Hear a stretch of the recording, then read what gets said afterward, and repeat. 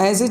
जो cabinet minister हैं नारायण राणे साहब, उनको जो जिस पद्धति से उनको अटक करने आया है, उनके ऊपर गुना दाखिल किया गया है, खाने की थाली हाथ में रहने के बावजूद पुलिस इतने फोर्सफुली अटक करने के लिए वहाँ पे आई थी, तो मुझे कहीं ना कहीं ऐसा लगा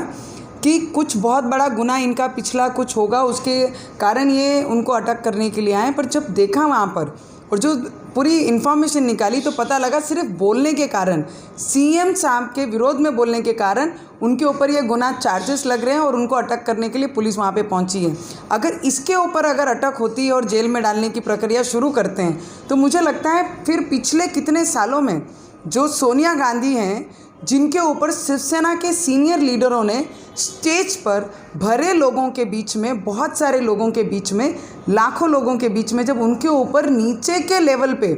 जब बातें करते हैं तो उनके ऊपर भी क्या ये सरकार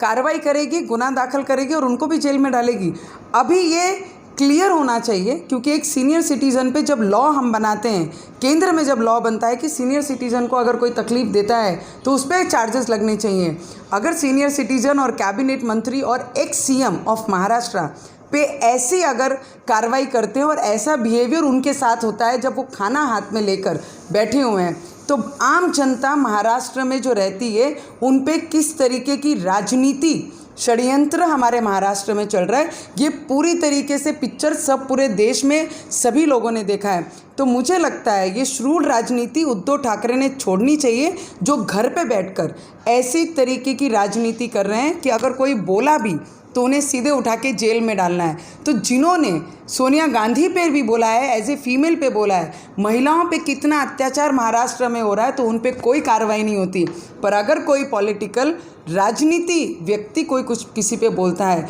तो उस पे गुने दाखिल होते हैं, उन्हें जेल में डालने की धमकी दी जाती है। ये पूरा राजकारण हमारे महाराष्ट्र में चल रहा है। तो मुझे लगता है बहुत गलत तरीके से राजकारण का इस्तेमाल हमारे महाराष्ट्र में किया जा रहा है।